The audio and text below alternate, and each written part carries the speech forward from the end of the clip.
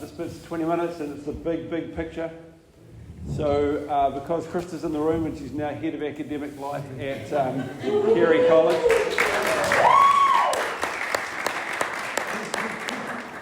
I thought it was really important to start with something deep and inspiring and full of, powerful academic life. So where is our church going? I find this little piece very helpful. Humpty Dumpty sat on the wall. Humpty Dumpty had a great fall. All the king's horses and all the king's men couldn't put Humpty together again. It's deep, eh? We're living in a moment in time where the church in the West is going through significant change. That will lead to the church changing in other parts of the world as well. Where the West goes, Asia and Latin America will follow in time. Africa will follow. But there's some transformation, metamorphosis happening in the church. It's happening over time. It's a slow burn crisis, right? And it'll be a slow burn change. So if we look at it in the bits of the New Zealand context, the highlight of the church in New Zealand was 1959. So about 60-something years ago. That's when the church was at its most influential and most accepted in our society. And the marker point was Billy Graham's crusade in 1959. So Billy Graham came over to New Zealand to speak, and a fantastic evangelist. I mean, his life journey, if you've heard of it, I mean, he's just a remarkable man. And New Zealand was about 1 million, just over 1 million people. And based on the numbers that went to his crusades, even the word has meaning now, doesn't it? But in the day, that's what you called them, that went to these big events that were held in big stadiums around the country. A quarter of New Zealand went and attended those rallies, those crusades. Now, of course, some people went to every one of them, so they got counted at every event. So it's not actually true, but based on the total number, a quarter of New Zealand turned out. It was on every newspaper, it wasn't on TV, wasn't TV. But it was on every radio station. It was a big event. And if you talk to people who are now in their, let's say, 80s, many Christians today who are in their 80s will mark back to 1959. Either they became a Christian in 1959 or they were influenced significantly by those events. And it was really positive. Since then, the church in New Zealand has gone like this, in its influence and its numbers and its kind of effect. All right? It's downhill. So the question that Dave asked me is why? Is that right? Yeah, okay.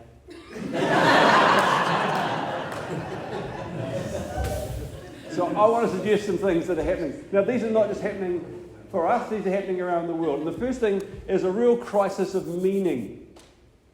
So if you go back to 1789, crucial event, the French Revolution.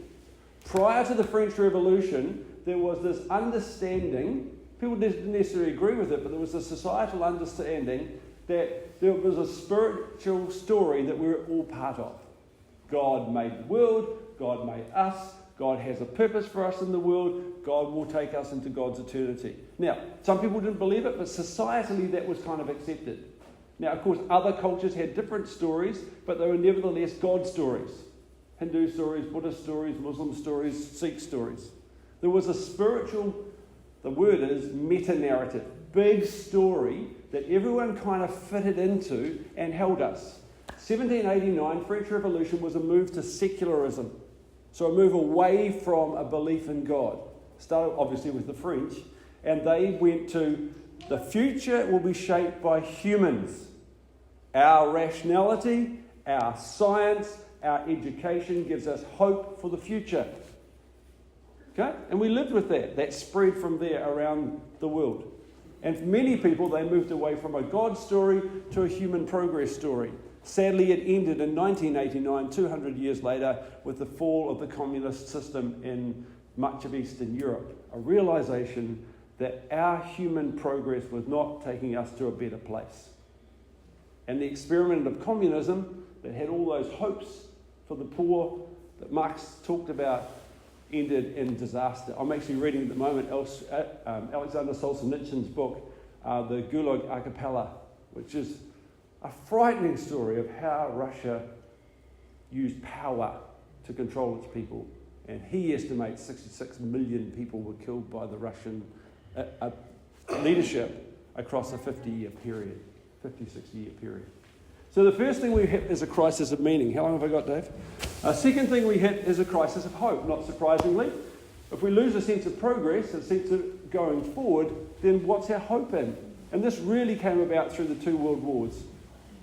And the sense of the most civilized, I'm saying this in all inverted commas, the most civilized place in the world, Europe, that thought it was doing so well, just turned on itself.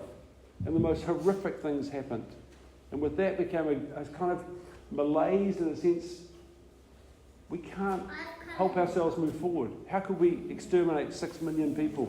What's happening in the midst of that? So a crisis of hope. You can't see those pictures, but I love them. There's a little bridge there with a whole lot of trolleys and rubbish, the ecological disaster that we're facing. And then there's the Statue of Liberty holding her hands over her face, as if I can't watch what humanity is doing in the world. A crisis of belonging. Now, I grew up a long, long time ago. Look at me, I'm old. So, when I grew up, people had really stable jobs. My dad basically worked for the Ministry of Works from woe to go. He had one job.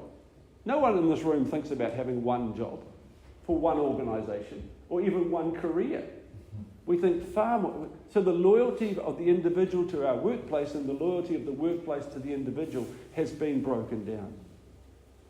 We move far more geographically.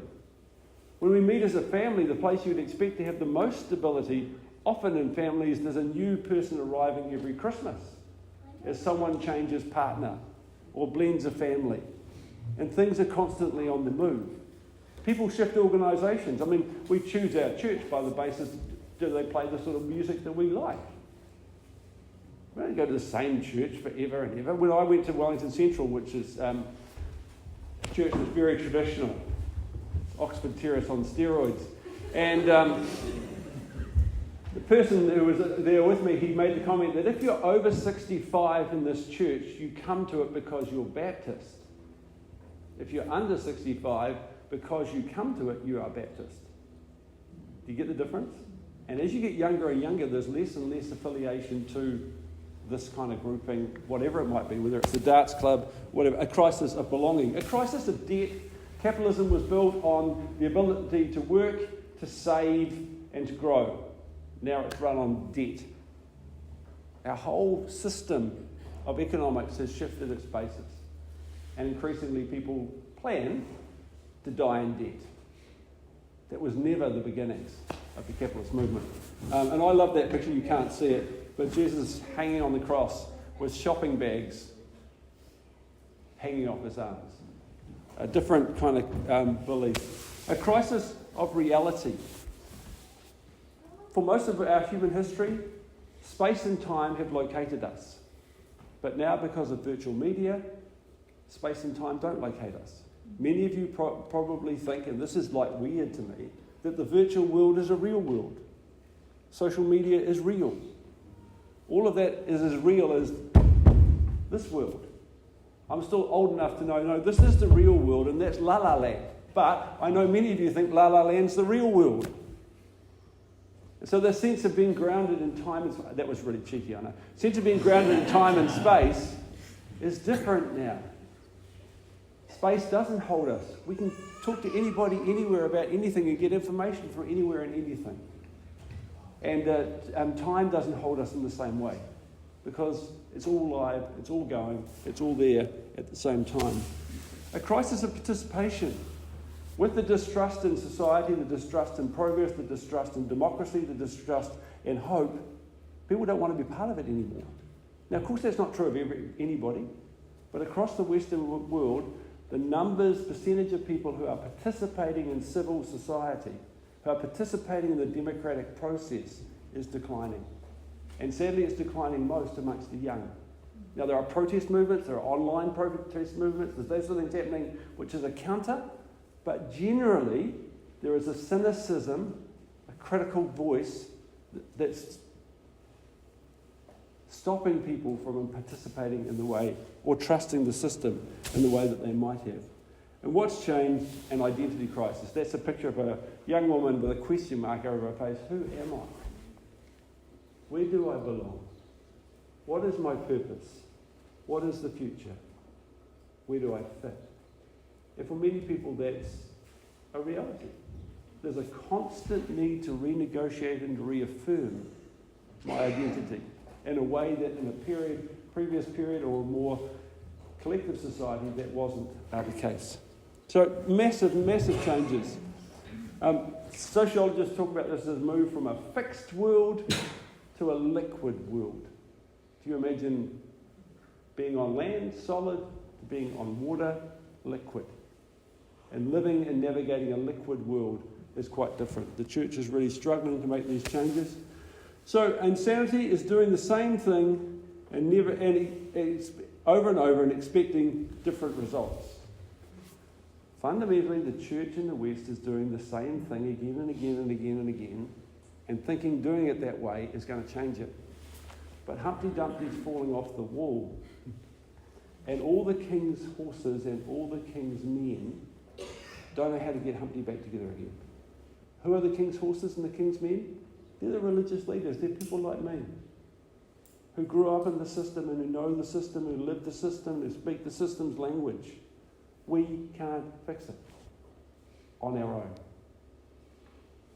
But there's no need to feel like, whoa, this is the end of everything. These sorts of things have happened periodically to the life of the church. The church has been going for 2,000 years. It will continue. God is in the business of looking after his church and his people. But God is a God who has a way of working. It's called death and resurrection. And sometimes things have to die for the new to be born. And we're living in a time when the ways of being church in the West are slowly dying. Slowly? Well, if you go 1969, it feels slow to me, but anyway. But new things are emerging, and this has happened periodically in the history of the church. It's not new, but it is significant. And some people talk about, 500-year chunks. So these things take time. We won't probably, certainly I won't, see the new forming of that shape. But God's in the business of being and guiding that. But there is a dying to allow for new life to come. And we're in a dying kind of phase. I passionately believe, and this is what the book says that you held up. So the book's written by Justin Duckworth, who's an Anglican, now Archbishop, which sounds incredibly... I think Archbishop's even above the academic dean of Kerry. I think... No. Chris is shaking your head. It must be this way. Okay, sorry. Just below Krista's role, there's another role in charge of all the Anglicans in New Zealand. So Justin and I wrote the book, and so this is, coming from his story of being very, very involved in the Anglican world and my story of being very, very involved in the Baptist world. Simple. And there are two sets of fish tanks at the moment in the Christian community in New Zealand. And one is the church and all its learnings and ways of operating. And the other is people like you. God is calling to spark new missional communities, to reach people who aren't being reached by, let's just say, the blue tank, to engage with issues that aren't being engaged by the blue tank, the church, to express what it means to be followers of Jesus in ways that resonate with a subset in our culture, a group of people. And while we hold these two separate, the new emerging missional community life and the church, we're not going to find answers. But if we can learn to listen to each other and to work together, history tells us that God brings new life for everyone. And that's got to be good.